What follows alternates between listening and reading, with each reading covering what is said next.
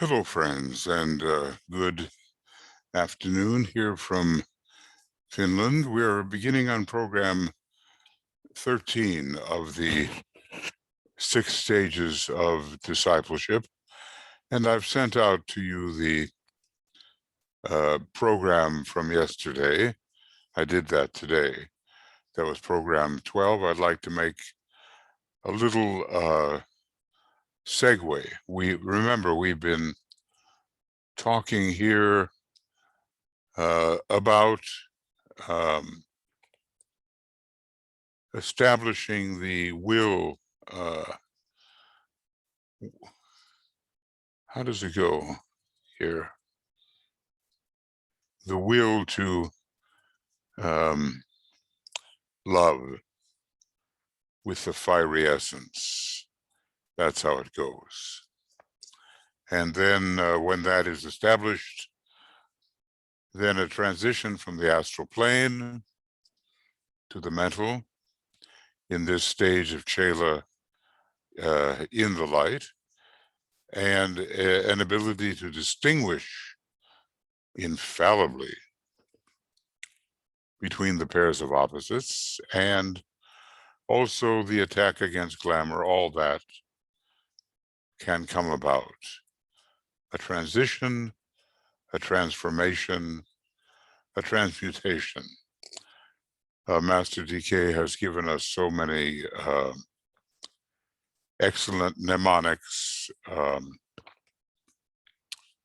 help us remember, but then, of course, if you really look at it, he's given us more than we can possibly remember, I would say.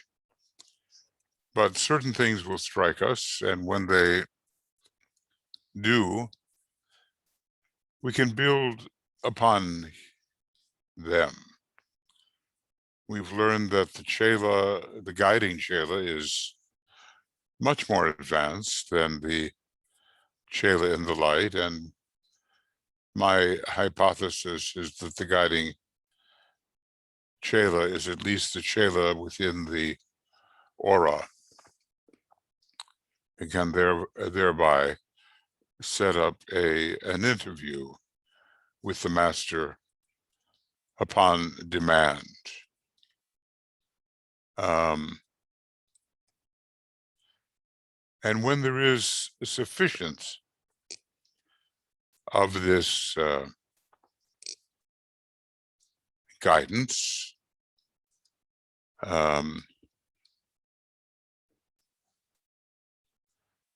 there will be produced hierarchical integrity eventually, and a close relationship between humanity and the hierarchy. We're trying to bring that about even right now. A triangle with arrows going between the vertices in both directions is the desirable condition for the future. Back and forth from hierarchy to Shambhala to hierarchy, back and forth from humanity to hierarchy, and back and forth from Shambhala to humanity. We're not there yet. And then this kind of segue statement, thinking back that this was written in the 1930s. At this time, there is a great increase in the number of people who are being thus related.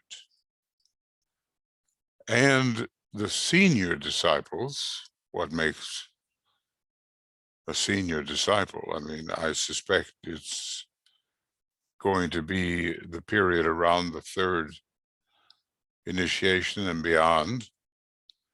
Maybe sometimes we can consider an experienced second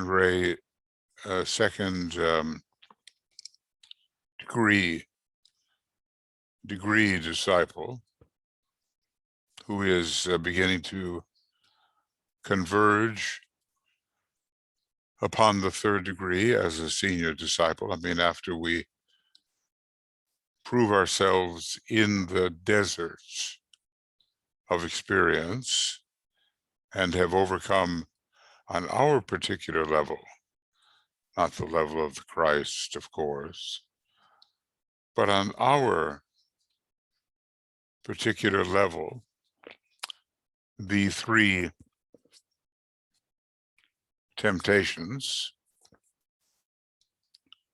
and are moving then with much greater freedom towards the third degree, maybe we can be considered to be senior disciples.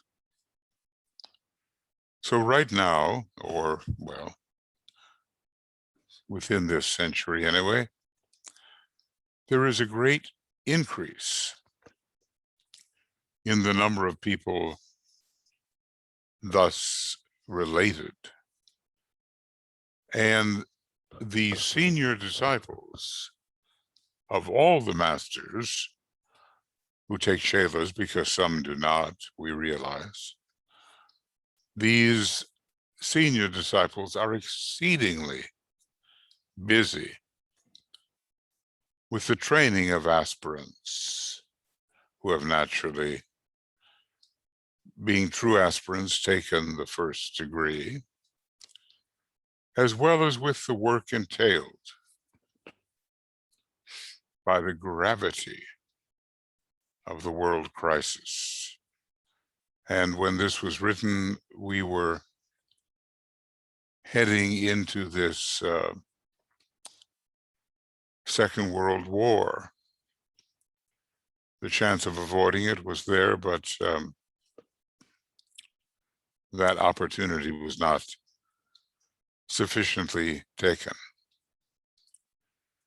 So think of how it works out. The farther you go, the more responsibility you have. And these particular senior disciples would be training the lesser disciples and also working with the world crisis. The aspirants are thus trained, the aspirants thus trained, rather, are in reality the nucleus of the future world servers. That's anticipating that that group would continue to grow. And the occultly trained members have to form the nucleus of the new group of world servers, even though those who are not trained in that manner do often very good work. So these trained aspirants are to be the nucleus of the future world servers, and now is the future, and are consequently of real importance, at least giving the higher powers a group instrument with which to work. So we finished program 12, and I think I should have written here that it's the 8th of June. And now we're beginning on the 9th. The task of those thus engaged falls into 3 categories. As the senior disciples and initiates, well, you know, from that point of view, the Senior disciple can be one maybe close to the third degree, but not yet of the third degree. And yet I think it's possible also to think of senior disciples as having taken the third degree.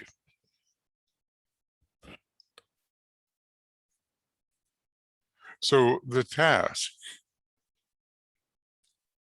falls into three categories. As the senior disciples and initiates are thus occupied, they are themselves learning much. Now that's even true of solar angels. They are not quite avataric. An avatar descends with nothing individual to gain by the descent. It's pure altruism without expectation of gain. Of course, I cannot help but think that there will be gain, but that is not the motive at all. And therefore, their descent is not entirely necessary. It's a free will choice. For the solar angels, it is necessary to supervise the development of a human being. And this will also be the case in the next solar system, next major solar system, even though there will be differences in the arena in which the solar angels work.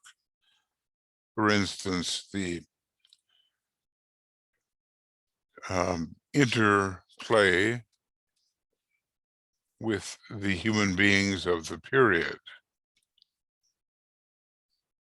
will take place on the monadic plane. So we have three categories.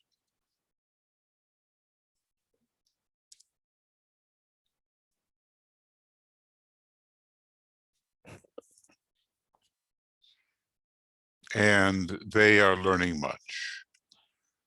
Now, what are the three categories of work? We do realize, don't we, that we're really being given the perspective, not of the longing aspirant and disciple, but the perspective of a higher supervising being. And interestingly, you know, in this particular second category or stage, the Chela in the light may not at all be outwardly aware of the guidance he is receiving, nor of the reporting that is going on. You can imagine what tremendous foresight a master has to have to see the potential in someone who probably appears to have many faults. So, as I said, this descent is not entirely avataric. And what are the three categories of work? Let's see if we can gather this. Number one, the establishment of magnetic influence. Number two, the setting up of telepathic rapport. We remember that on the first subplane of the mental plane comes this capacity for spiritual telepathy. And number three, the making of basic karmic readjustments. Both the Chela in the light and the supervising Chela are still possessed of karma, and they both still have karma to work through.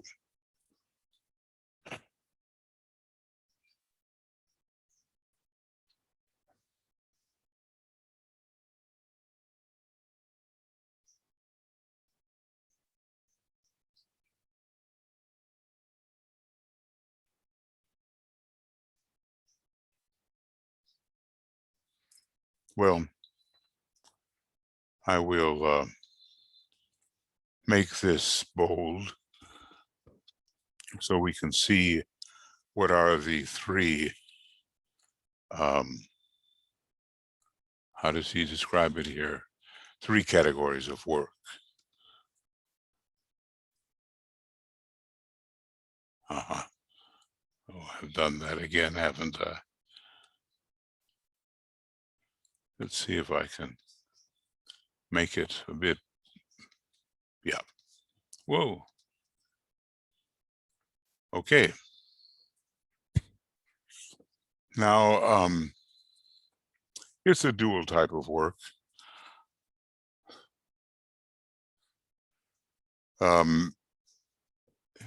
There is the sense of the higher power, the sense of the soul. There is not yet focus as true meditation requires within the causal body, but there is the sense that the egoic lotus and something we call the soul or solar angel or angel of the presence can be influential. A lot of people don't have the technicalities on this. They simply call it the higher power. And there is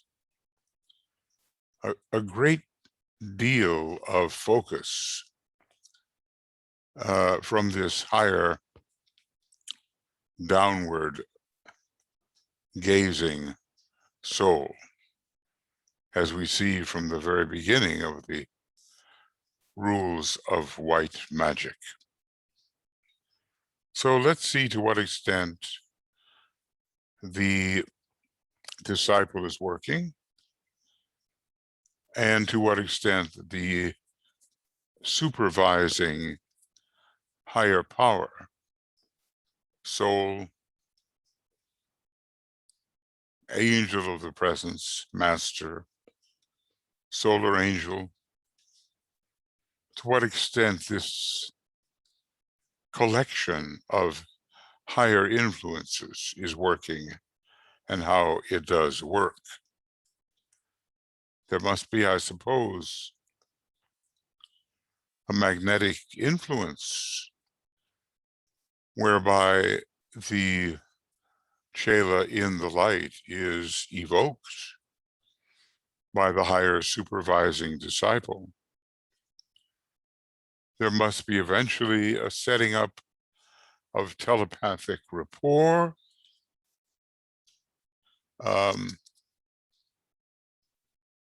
which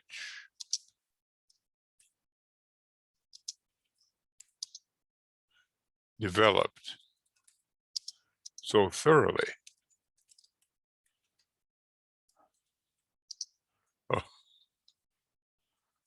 in the case of DK and AAB, Maybe that is where it got its start, you know.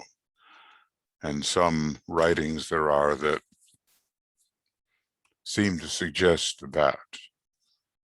And, well, the soul is a kind of lord of karma. The angel of the presence is too.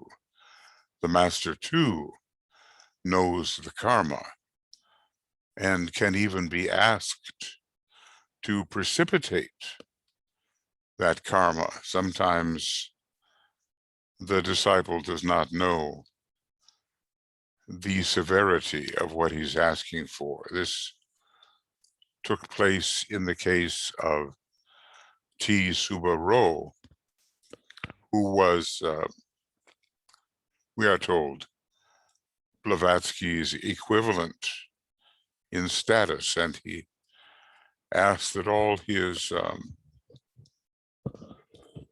karma be precipitated. He asked his master that. For whatever reason, it appears that his master complied. And for that personality incarnation of T. Subaro, it was the end. Was it Hodgkin's disease or something of that nature? Some of these things are so intimate and so internal to the relationship between the master and the disciple. Of course, in this case, it was a higher disciple and a master was involved. Maybe we don't know which one, but apparently they were both first grade disciples, T. Suba Ro and H. P.B., but requests can even be made at that time, high up on the ladder of attainment. And maybe the first ray types have this fortitude to want to go through it all at once and get it out of the way. We hear stories about the maybe every other day blood transfusions that Alice Bailey had to go through towards the end of her life. And DK offered to ameliorate her situation, but being on the first ray, at least as far as the personality was concerned, she wanted to move through it and go beyond it. It's difficult to know what we would do in such a case. I mean, Alice Bailey was most definitely a third-degree initiate eventually. And through the kind of life she was leading, it seems that she was doing much preparation for the life of the great renunciation. And probably my guess here anyway is that her next incarnation will feature that great renunciation and thus the fourth degree. Now, let's see here. The first task which confronts disciples is to arrive at an understanding of the nature of the aspirants for whom they have made themselves responsible, and also to establish a zone or path of influence, so that they can definitely be useful and be able to communicate. Now, what I would ask here, I would ask, is this the magnetic rapport mentioned immediately above? It's a question. Well, are we talking here about a high disciple who is responsible for a Chela in the light, so that they can be definitely useful and able to communicate with the aspirant?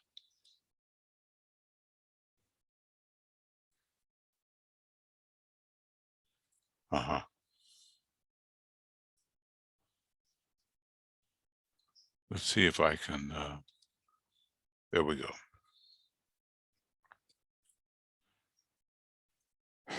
And for those of us who think that we may be passing through this stage of Chela in the light,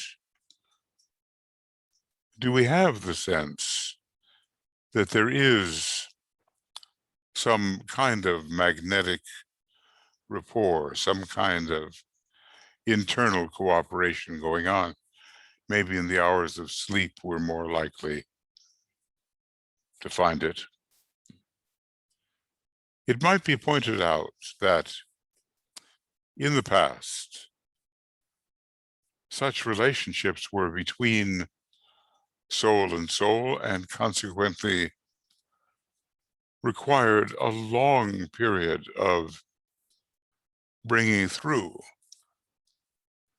to adequate recognition in the mind and brain of the aspirant. Well, apparently there has been a change in policy, in the method now being used.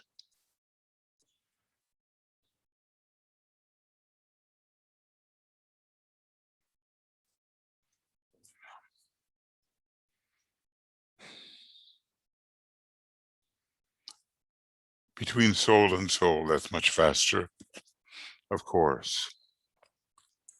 And the main impact of the helping disciple, I guess all of us are turning into helping disciples, because there's always someone coming up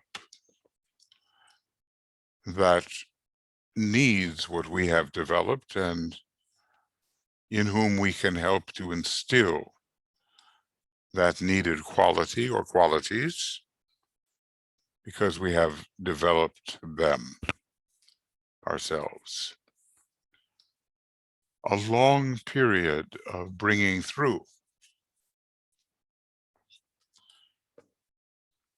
Our influence from above is of the angel of the presence, of the master, of our own monadic extension onto the higher mental plane. It seems to me like a threefold flow, which is impressing us from above. And how shall we recognize the feel of this impression? Well, certainly it has the selfless quality. It is filled with something more advanced than we so often denominate as love. And there's a special type of revelatory light which comes through. If we pause,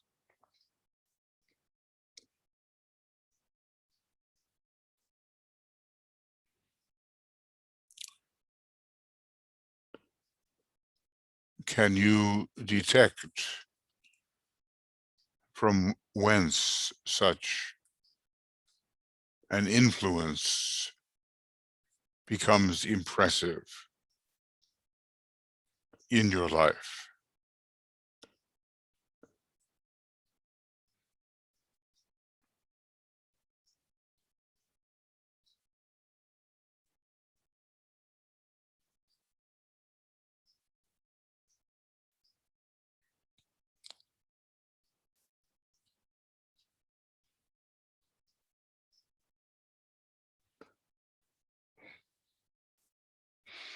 Well, timing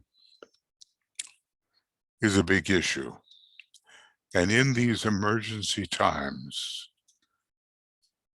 the more rapidly, the more accurately we can bring through that which is impulsed from above, the more useful we can be in service.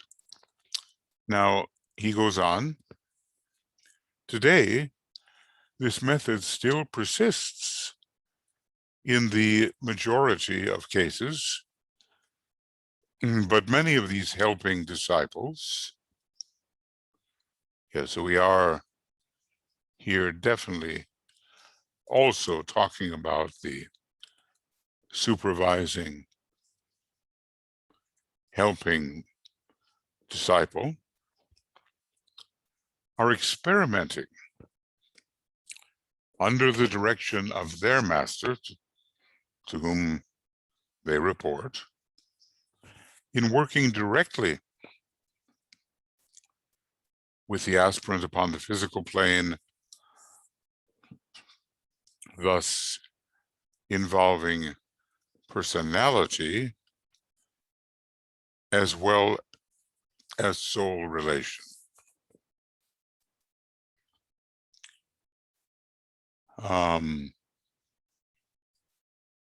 That's an important factor to note. And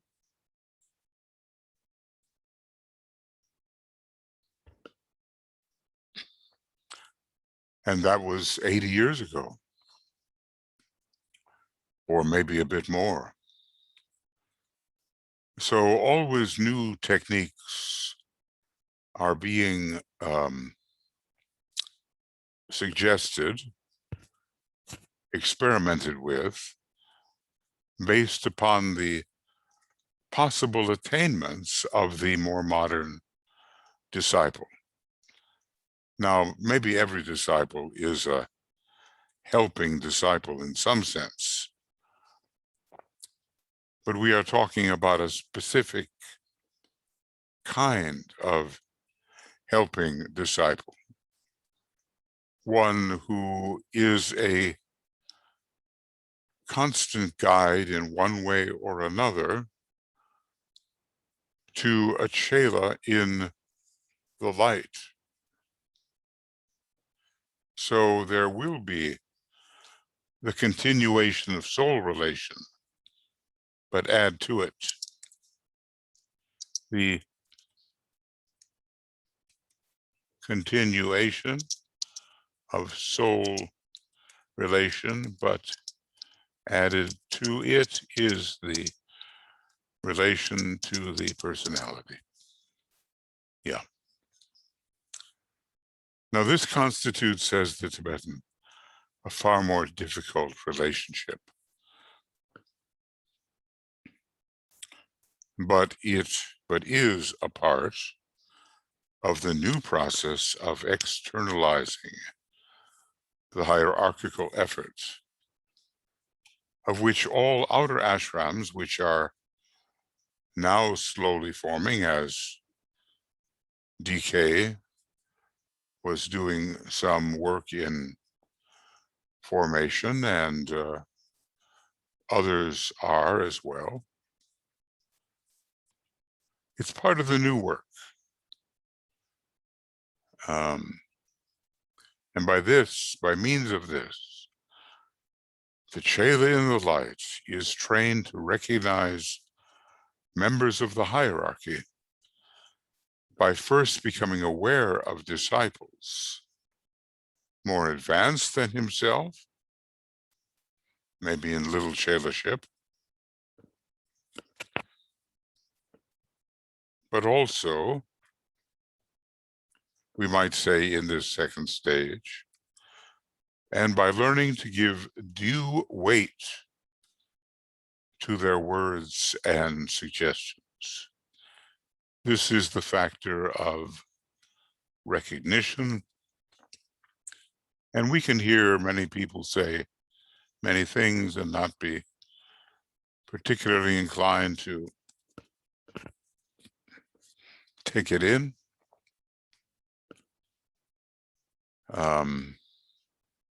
But maybe if we look around our lives, our particular incarnation now, we will even find such a person or persons who may be appearing on the outer plane as well. And then we'll also have an inner soul relationship with the Chela in the light. And maybe it will come through to us, identifying those whose words and suggestions and indications should be given due weight. Now, naturally, DK's groups, outer groups, at one point being told they were accepted disciples, would realize that for such a relationship to occur, the teacher had to be a master, because it is the master who accepts the disciple after the disciple makes certain acceptances and pledges. So there would be a natural inclination to obey what is suggested by the supervising master, though I guess we would all be surprised that that inclination to obey and to follow out what the master suggests was not universal in application. There's just some who didn't pay all that much attention to it. And we maybe say to ourselves, well, if I were in that position, I certainly would pay very close attention to all that the master was saying, because I would know it was the best possible advice, but we never know. We never know. And this was in an earlier time. There has been since that time a great consciousness revolution coming from the East to the West. And people have learned so much more about meditation, about spiritual training. They've been exposed to so much more esoteric literature of high quality. You know, maybe now then they are ready to obey. As DK says, if you give someone a special breathing exercise, they're going to follow it assiduously. But if you tell them to serve and obey, which are the real fundamentals of progress, they may think it's not all that interesting. So, look around your life.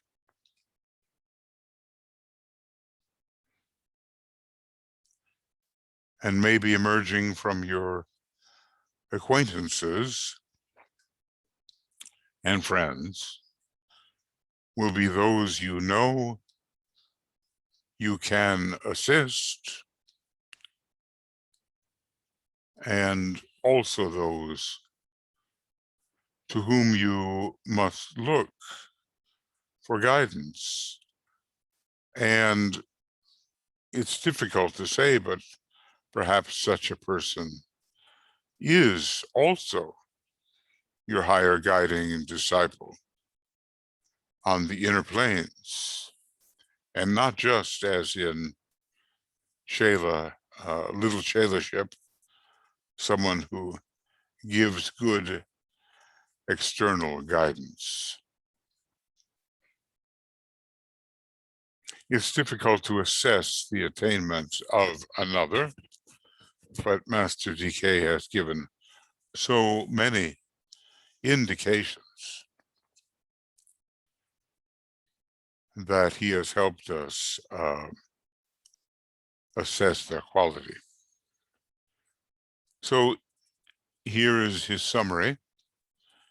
You can see, therefore, how a great effort is being made to bring the two centers, hierarchy and humanity and the hierarchy,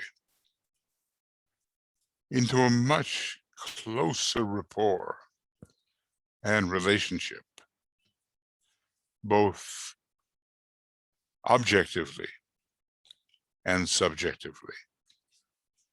Our friend humanity seems to be much under the third ray,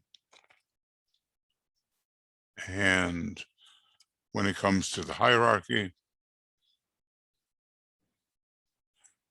much under the second ray. Whoop, that was not good. I hit the wrong one. There we go. And this was 80-something years ago. Now, once we get through certain great conflicts with the desperate Black Lodge, the progress along these lines will be much more rapid than it has been heretofore. So why is hierarchy expending all this effort? Well, they know the plan, or at least a great deal of it. And they are utterly pledged, utterly committed to helping the Christ and Sanat Kumara bring through the plan of the planetary logos, which is an aspect of the plan of the solar logos, who is also going through initiation. This is a busy time, a very busy time for hierarchy.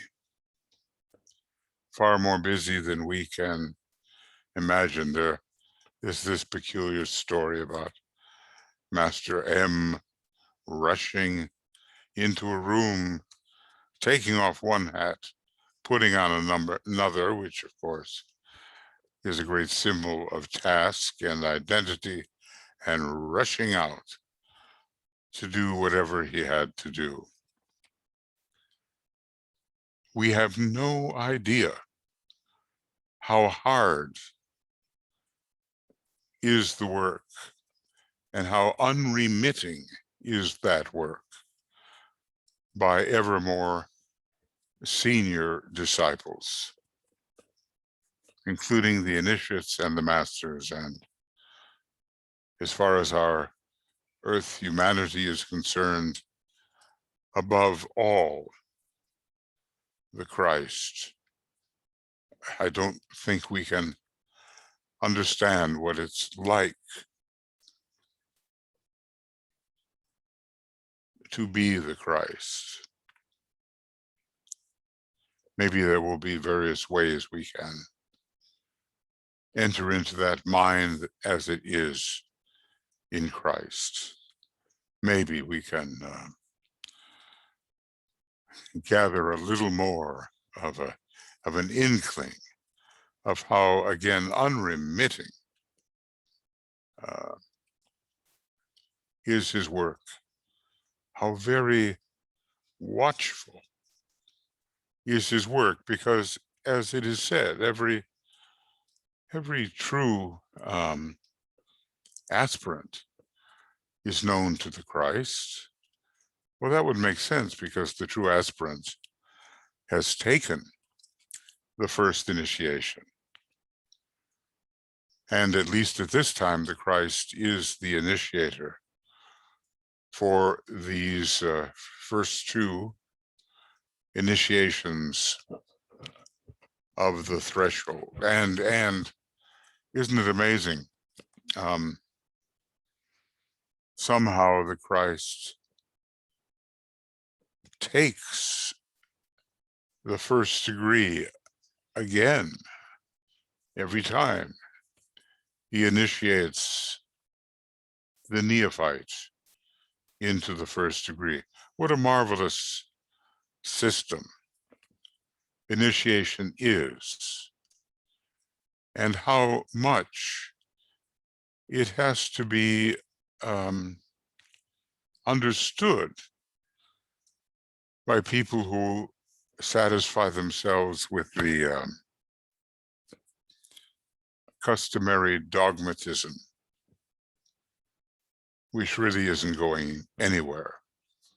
As DK told us, the three Abrahamic religions in their present form, they really are passé. They are worn out.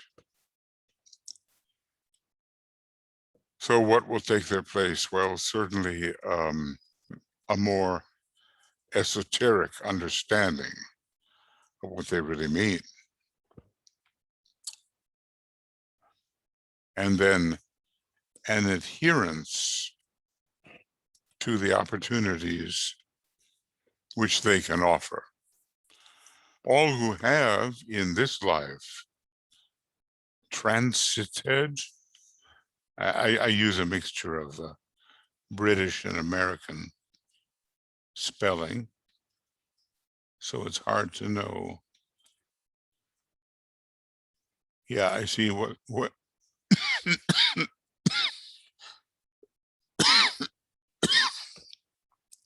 I see what is the problem. Two T's. Well, we'll allow that to pass and add it to the dictionary. All who have in this life transited from the stage of Chela in the light to that of accepted disciple have established two recognitions. And it is my hope, and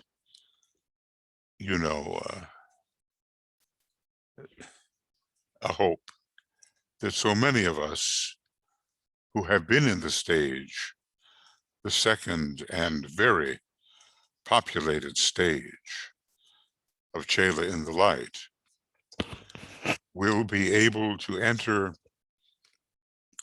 a new relationship, not just with a supervising Chela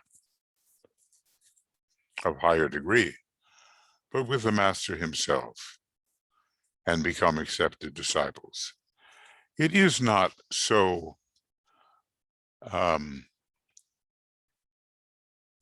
intensely difficult that it is beyond our range. I mean, if you really look at the people who were gathered around Master Decay, at least in my opinion, they were very much like we are. Of course, some were more advanced, but the bulk, the majority were, I would say, as we are. And if quite a few of them could be swept into the new seed group, which he created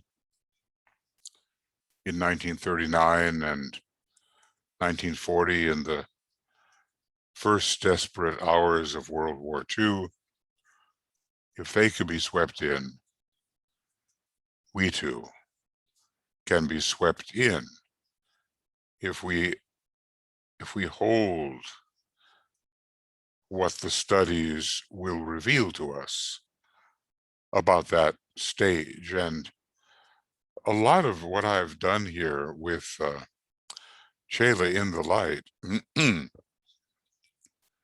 really has to be reviewed. There are changes in this stage, definite changes from little Chela-ship. And we want to see if we can bring those changes about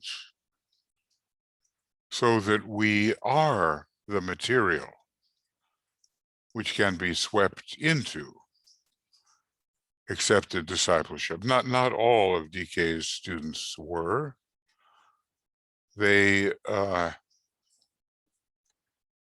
some of them had reached their, as he said, their high water mark, and he had the foresight to see whether they could really benefit from that stage of acceptance. Maybe we don't have that kind of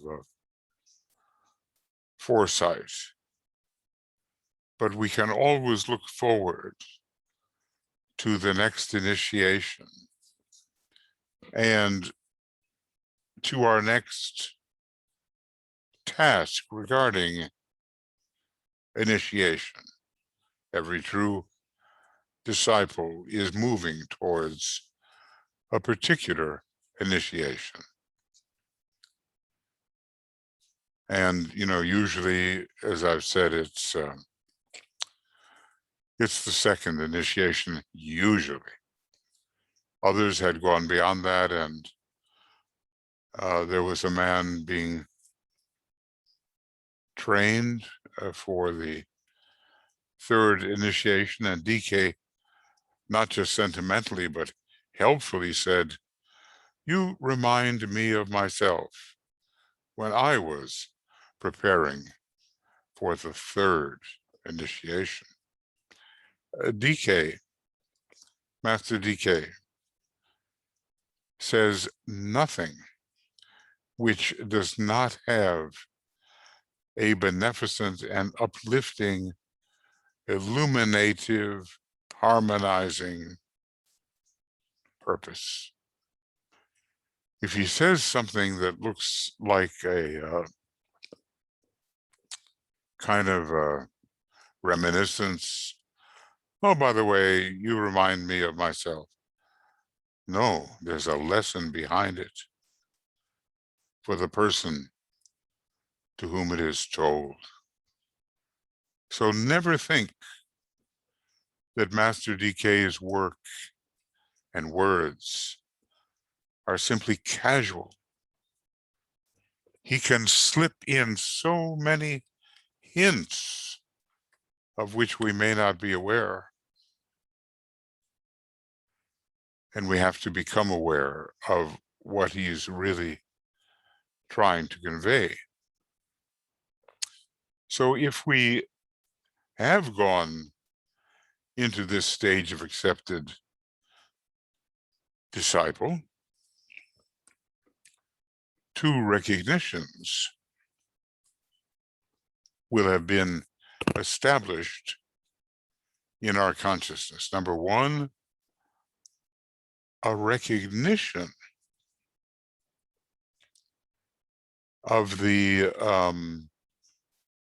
who was that senior disciple So a recognition of the senior disciple whom they have discovered in the light. The more they have a connection with the light, which seems to be beaming down into their life, the more readily they're going to recognize the guiding disciple as at least one of the sources of that light. And also they will have a recognition of the master. This whole question of recognizing the master will be dealt with by me later. So just memorize those two things. If you are a Chela in the light, but you have made the transition into accepted discipleship, you're going to recognize two sources of very powerful spiritual stimulation. One will be your more advanced guiding disciple,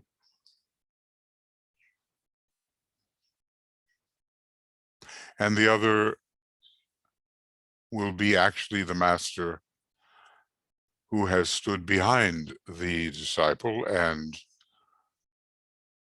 stood behind that guiding disciple and watched you, maybe over a period of a few lives.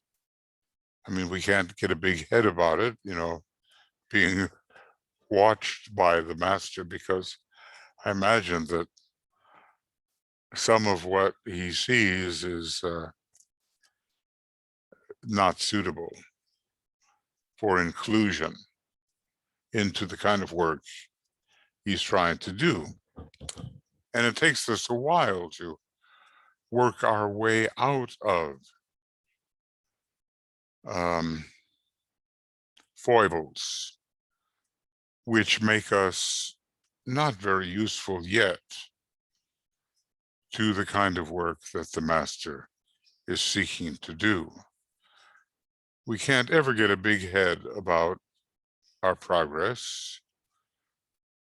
The beginner, he tells us, is always, did he say more conceited, or did he say consciously more conceited? Anyway, the beginner tends to think too much of himself. And therein blocks the true reception of that which can come from above, and fails to prepare himself to become a real instrument. I guess we should pause, and ask, am I, as I am, capable, really, of being an instrument of the master? Am I?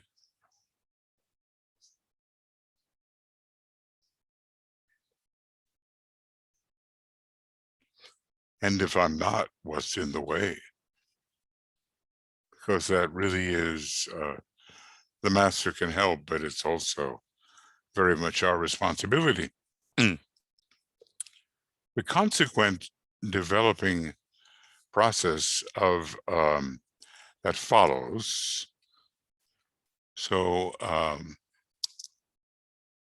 what does it do?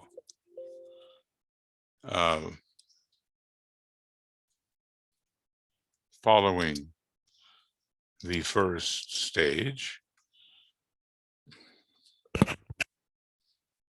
and of developing rapport, magnetic, the consequent developing process of telepathic interplay is one which should be most carefully studied. Well, we do study it with respect to accepted disciples, and we have to do that also for the Chela in the light. All groups of disciples working in or out of an ashram, because of course not all are accepted yet, right? So not all are in the ashram or on the periphery of the ashram, should be in close telepathic rapport, and thus provide a training ground for the development of this type of sensitivity. Maybe it's not so easy. I've been involved in experiments like this with quite an advanced disciple.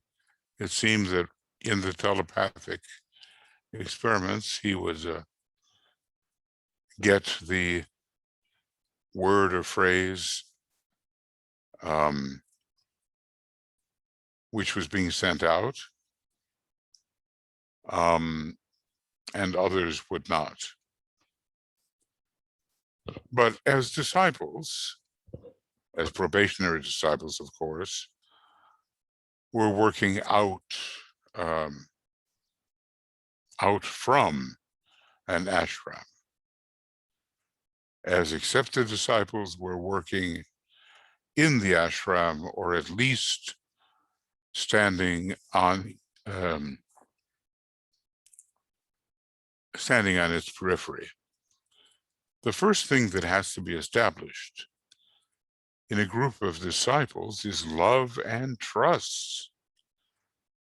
For without that, there can be no true transference of thought. Well, that's one of those golden statements. Where love and trust do not exist, they must be definitely and consciously developed, and apparently they can be.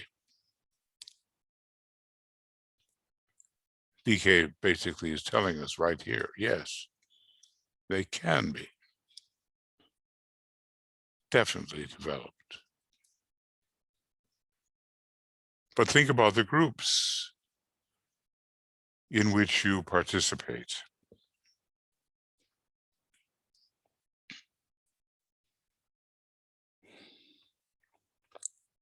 Do you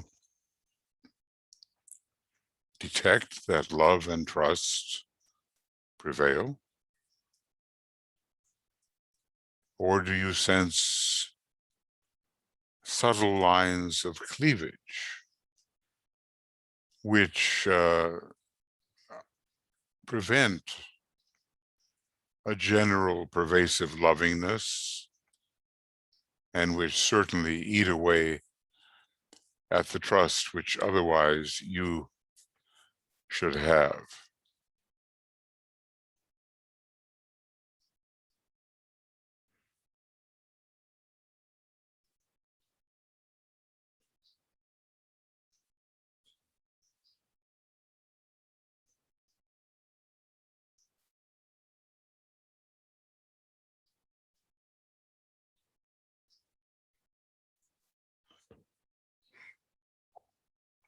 It's not easy. Love and trust. There are always these personal factors, and the love and trust development is often far from perfect.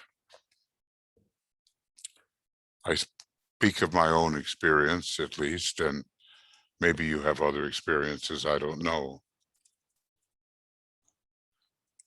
Now, love and trust. So this is about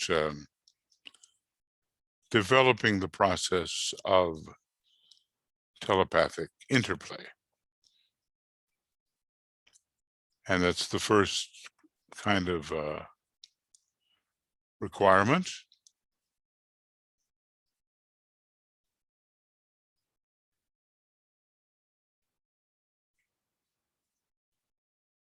Right. Love and trust. A second rule governs this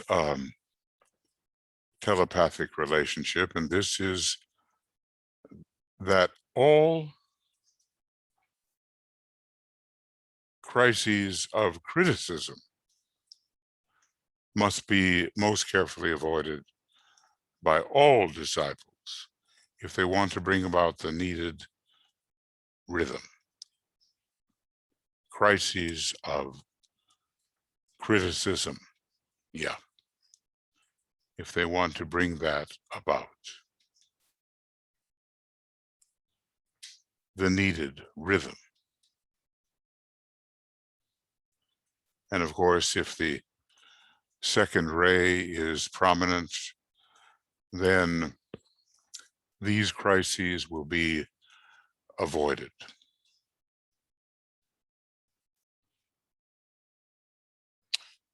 So we're talking about telepathic relationship. And this crisis of criticism, well, it's a glamour-inducing activity, along with suspicion and self-pity. I think criticism belongs particularly to the third ray. So in any case, this crisis of criticism must be most carefully avoided by all disciples if they want to bring about the needed rhythm. In any group of disciples, there are those who do not put first things first. Well, okay, simply a statement and based upon experience. They put many things and people before their duty and spiritual responsibilities. This necessarily gives their fellow disciples just grounds, apparently thus, for criticism. There are times when criticism is unquestionably a recognition of fact. This means that a criticizing disciple has reached the point where his judgment is so based on love, this is the key, that it produces no personality effect in his own life or that of his fellow disciple. It is simply a loving recognition of limitation and only becomes wrong when these undoubted facts are used to arouse criticism in the unqualified and provide points of discussion.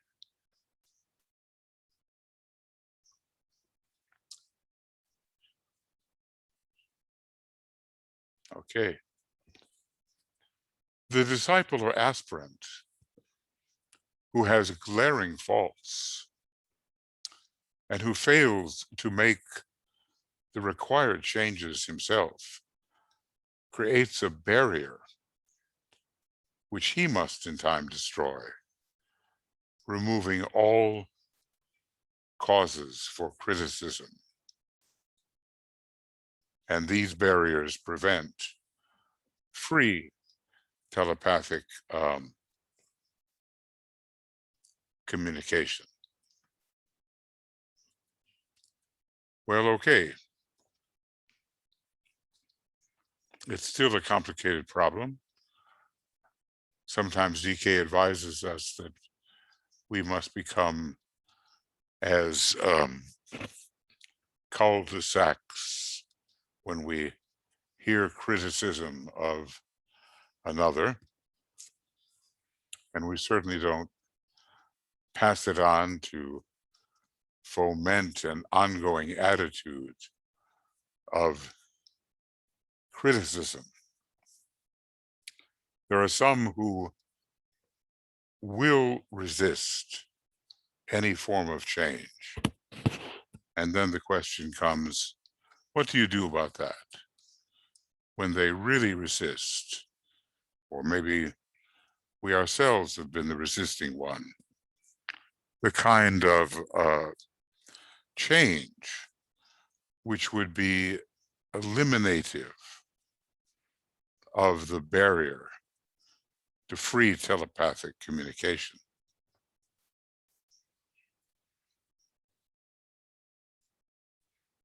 What to do?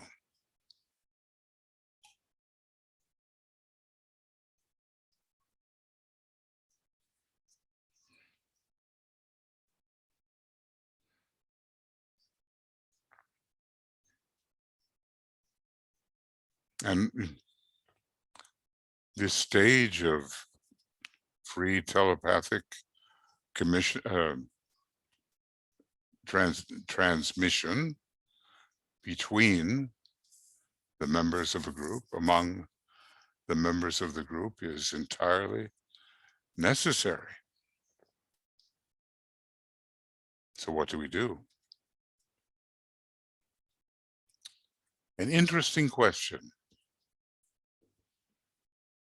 can be asked at this point, and one which should unquestionably arise.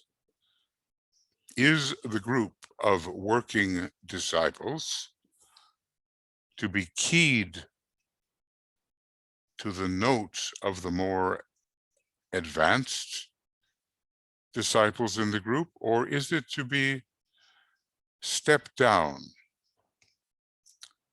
to a generally lower average to suit the least advanced? Oh, this kind of question will arise, and DK tells us, yes, it should arise. Should unquestionably arise. And so he puts it in another, he reframes the question. Let us put it in another form. Are the least evolved in the group of disciples and aspirants to pull down to their level and understanding the more developed? Will they make a supreme effort to measure up to the higher vision and attain to the attitudes and points of view of the more advanced? These questions provide a fundamental problem in all ashrams, and only the Chelas themselves can provide the answers.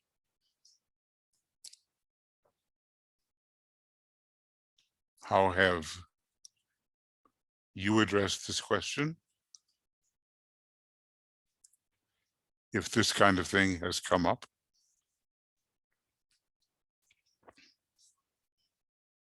I think it must be very difficult for the leader of a group. I'm thinking of right now of my arcane school experience, and I'm thinking of Mary Bailey and her, I think, quite advanced point of view.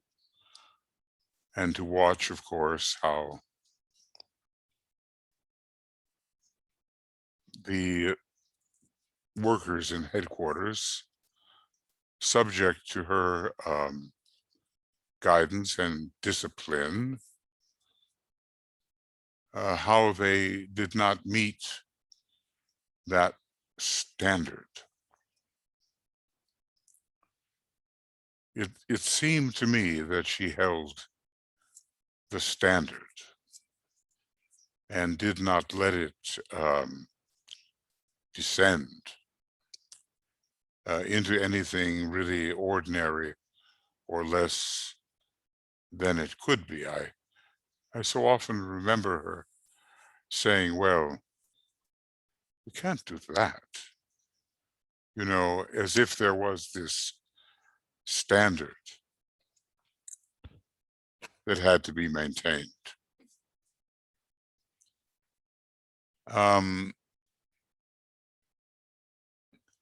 Let's see, so there are the karmic adjustments. I think somewhere up here we have a few.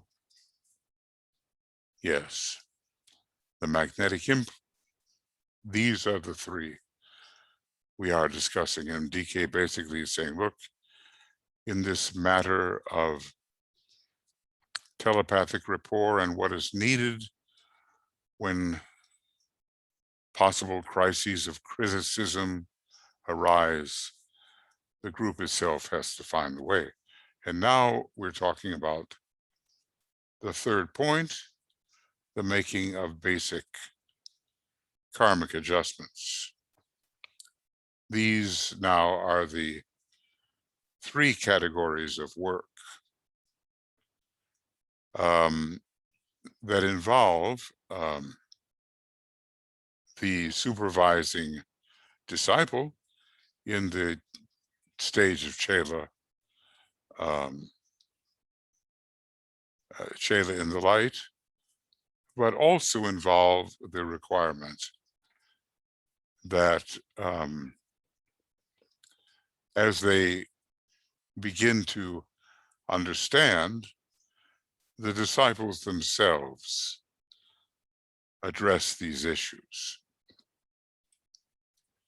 So magnetic influence is the first. The telepathic rapport is the second, and the making of karmic adjustments, the third. And we've looked at telepathic rapport. We've moved on from magnetic relationship to a consequent telepathic rapport. And what is required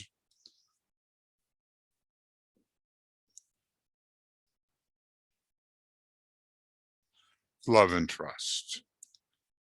So first,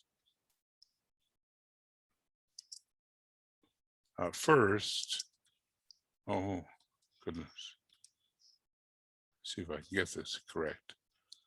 Love and trust, and then avoiding crises of criticism, but working this out within the group. Now we move on to these karmic adjustments.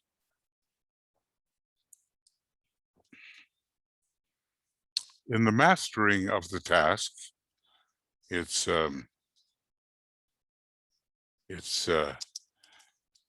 aspect. Let's see, where are we here? I think I've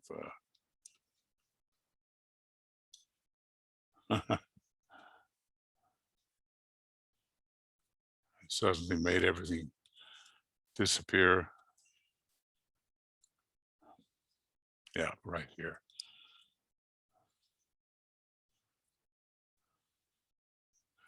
So in the mastering of the task, and this is the third type of work of karmic adjustment, the guiding disciple is governed by certain requirements. Okay. Sometimes it's a little difficult to follow all these outlines, but because DK is detailed in his expression of them. In the mastering of the task of karmic adjustment, following upon magnetic rapport and telepathic rapport, the guiding disciple is governed by certain requirements. He must ascertain just what karma must be worked out by the aspirant in his charge during this incarnation. Now, he, as I say, need not necessarily be in the body to do this. And this seems like a very acute type of discernment. He has to be a high disciple here to really discover, ascertain, be certain of. That's what ascertain means. Just what karma must be worked out by the aspirant in his charge. We can't talk about what might be ideal to work out, but that which is a requirement. He must then induce him. I mean, it's not exactly a karmic dump, is it? The supervising disciple is not throwing this karma upon the Chela in the light, but rather he has to somehow impress the Chela in the light, induce him to add to this established karma what I might call freeing karma. Now that's important. So there is established karma, it's going to happen. This is part of the forcing process to which those who choose the more difficult way of initiation must subject themselves voluntarily and by free choice. The taking on of freeing karma.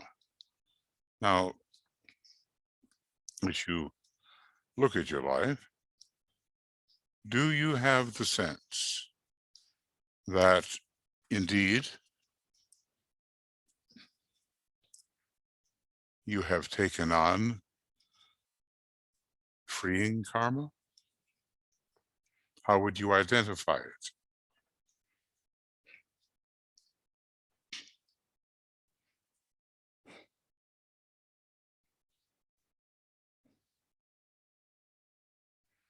Karma and dharma become curiously intertwined,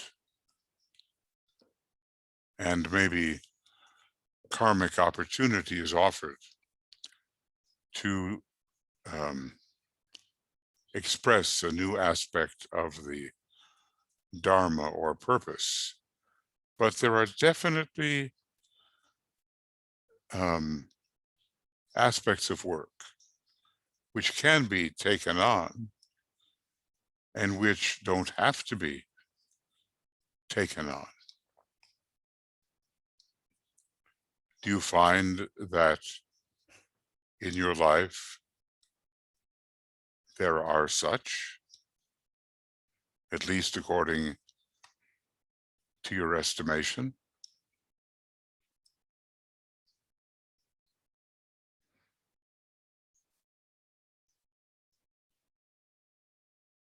And I would say usually if you find that there is the presence of freeing karma, which you have under impression or induction taken on. It will involve sacrifice. The disciple seeks to do certain things in this connection. The, let's call it guiding. The guiding disciple seeks to do certain things.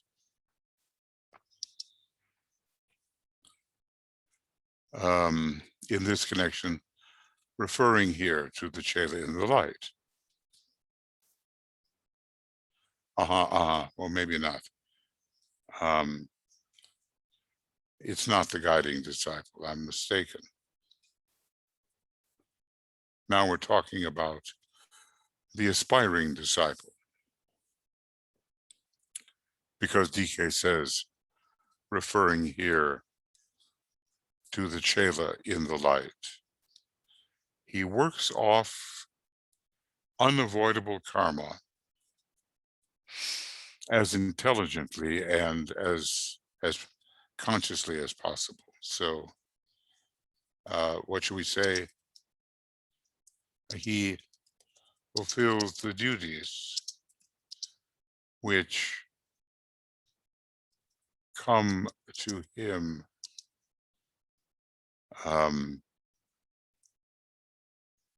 and present themselves as inevitable. You know, let's say you have to take care of a sick parent or a child who has special needs and so forth. These things present as inevitable. And then, in addition,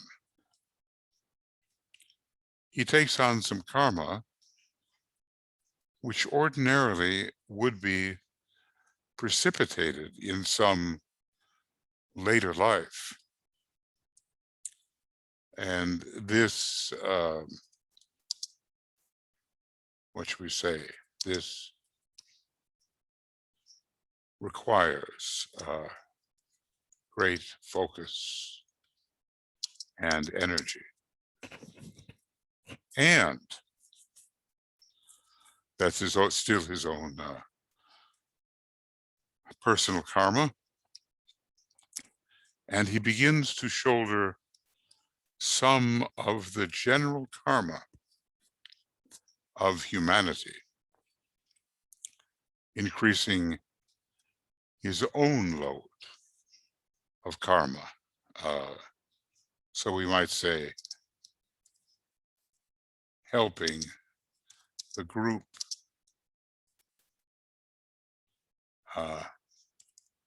humanity more than otherwise might be the case. And, it really keeps going, doesn't it? He begins to work with and to comprehend something of planetary karma. Well, there are a number of people who really are thinking about the welfare of the planet. He begins to work with and to comprehend something of planetary karma.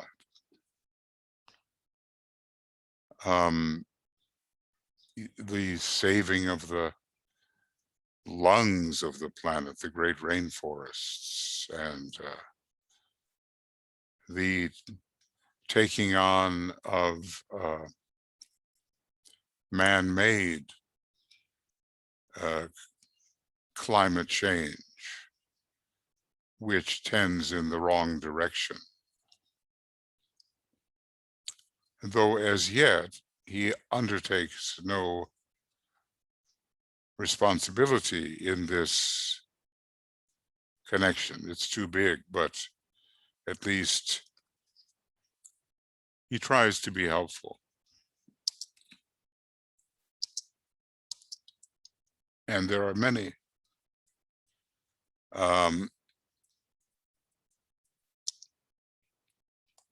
ecologically minded disciples who realize that in many ways our planet is in peril.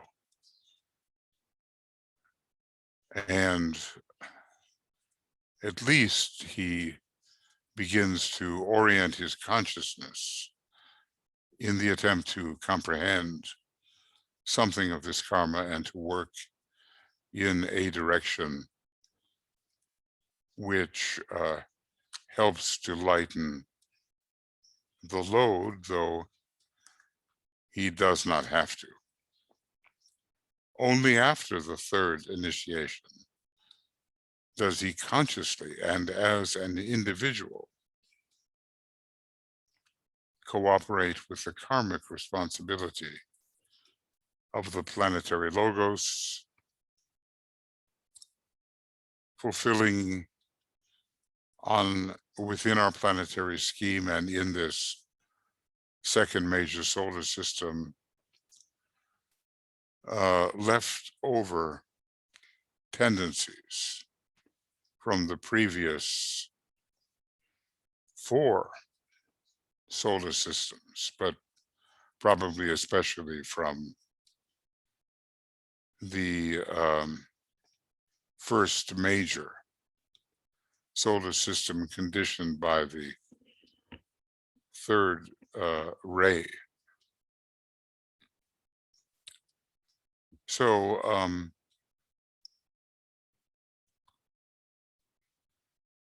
the disciple seeks to do certain things in this connection.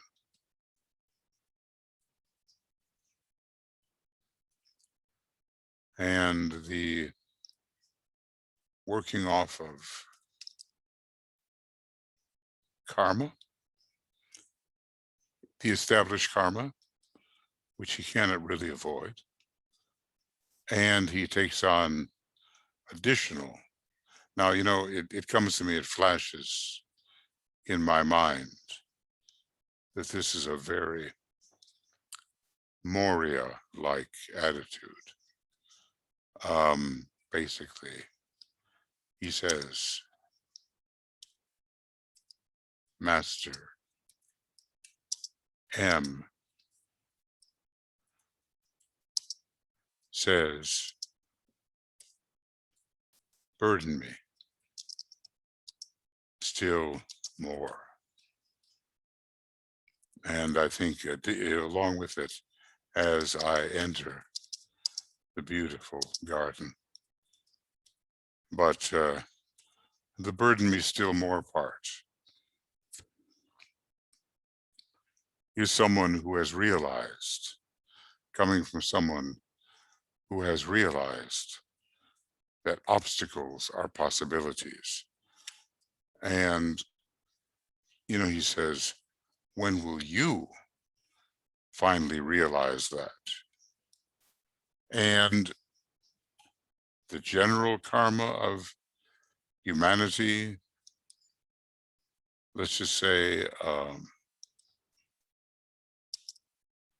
so much of the mess we have made. We have disease, we have division, we have unfairness, we have racism, we have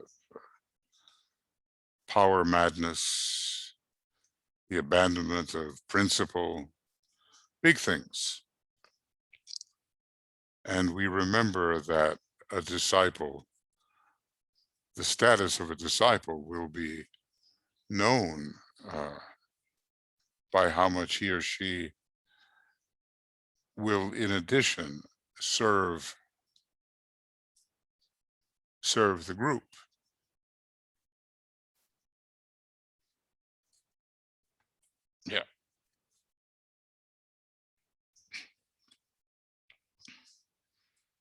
So the karma of humanity.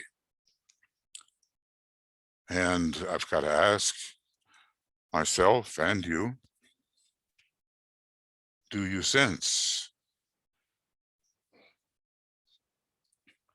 in your life that you have taken on some of the karma of humanity, and not just your own individual, personal karma?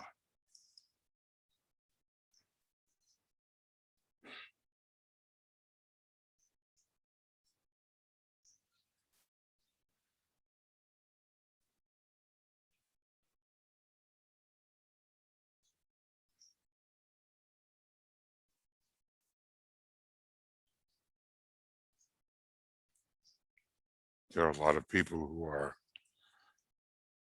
adding to that karma and making it worse.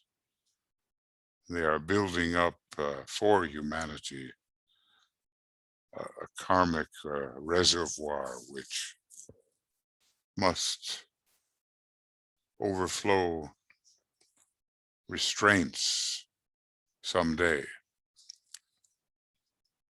But when we deal with the problems of humanity,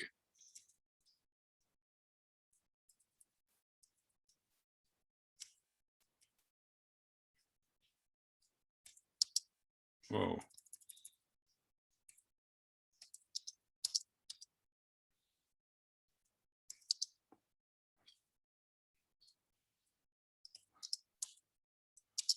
we are taking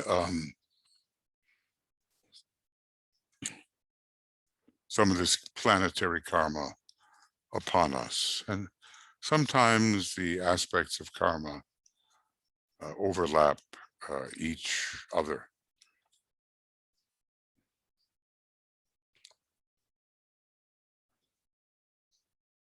But it's worth the thought. It's worth giving attention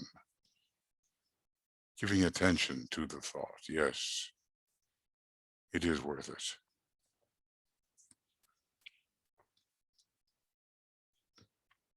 There are problems of humanity. They are along all the rays. They have to do with false teaching. They have to do with conflicts between capital and labor. They have to do with psychological rehabilitation. The churches themselves present many problems. Just the chapters in the book, The Problems of Humanity, give us an idea of what it's like to get involved with shouldering some of the general karma of humanity. And to that, those chapters, new problems have been added, and especially along the lines of psychology, and maybe now problems dealing with man and machine, and the whole question of the dangers of artificial intelligence.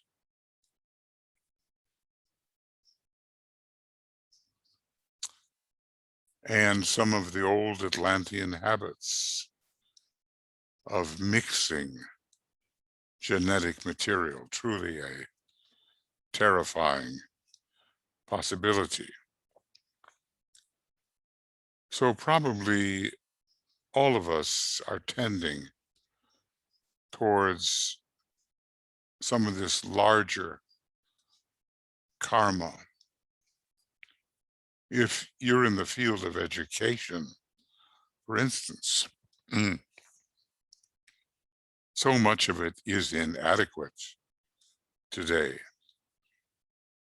And there are ways to treat it so that humanity will advance in a spiritual manner much more successfully. We've had a lot of old, outworn educational systems, but TK tells us in the book Education in the New Age how the educational workers can indeed contribute much. And he tells us, look, glamour, a world problem. That's all of humanity. So when we attend to the issues of the glamour of the human family and not just our own obstructions, we are shouldering some of the general karma of humanity.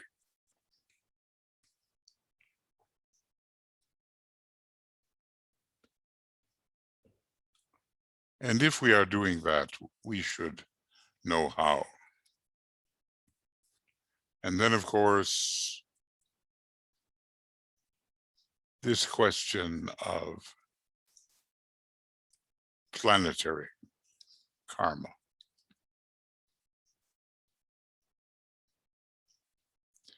It's big. And probably we don't understand much about it at all,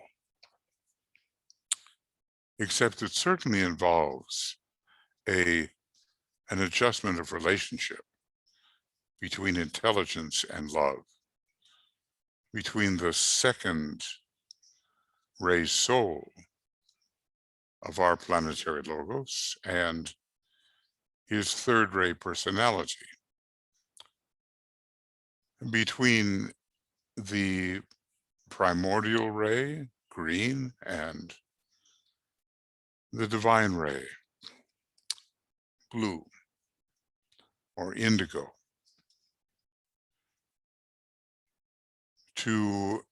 We have at least to think about it, even though we are by no means powerful enough, elevated enough,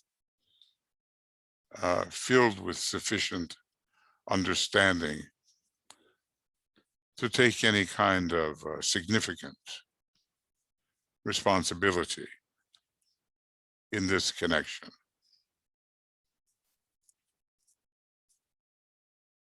But we can at least try to be helpful. And in all matters where the mind alone might be used, it would be perhaps a temptation to utilize what is has already been established within us, instead to bring in the love and the harmony along with mind.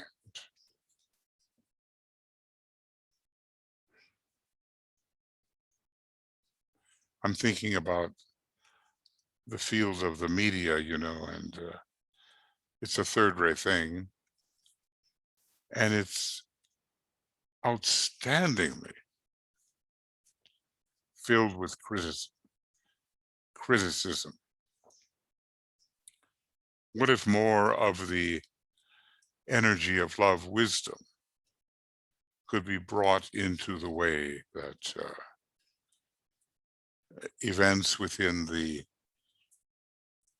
entirety of humanity are viewed and reported? The day will come, of course, and the potential for all things to move towards the good, the beautiful, and the true will be accented. But right now, this one hates this one is fighting with that one. This one is accused. This one has offended. This one refuses. And that one suffers because of the refusal. That's the way it is now. And I'm not just talking about the main media, which has some degree of moderation to it very often, but these specialized, idealistically driven media outlets, which are narrow indeed and hypercritical, but only after the third initiation does he consciously and as an individual cooperate with the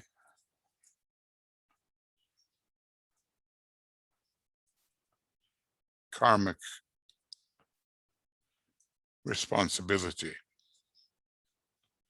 of the planetary logos. And look, forget about forget about the solar logos for this time, because basically there's not much we can do except to help our planet fit itself, to help the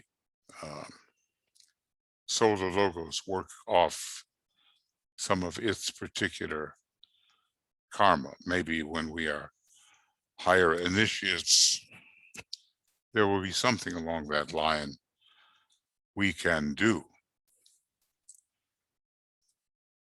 So, magnetic relationship and telepathic interplay and karmic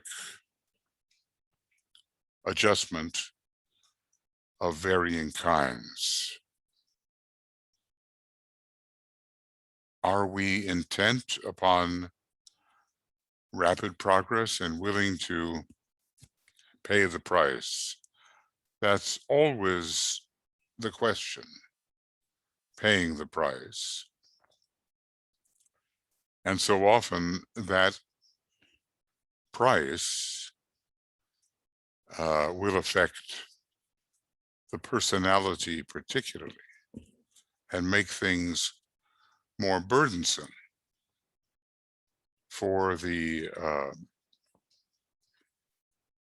instrument, for the personality, for the soul in incarnation within that personality. Now, DK brings up an important point. I'd like to point out that I am referring to good karma as well as bad, because karma can be retarding whether it is bad or good. You have to live through the good karma as well, and that can be a delay. It is the task of the helping disciple to guide the Chela in the light so that he does adjust his karma. And this, the senior disciple does by thought impression.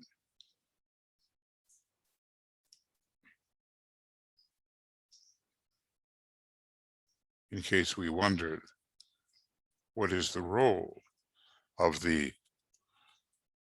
senior disciple, the behind-the-scenes guiding disciple? But good karma can be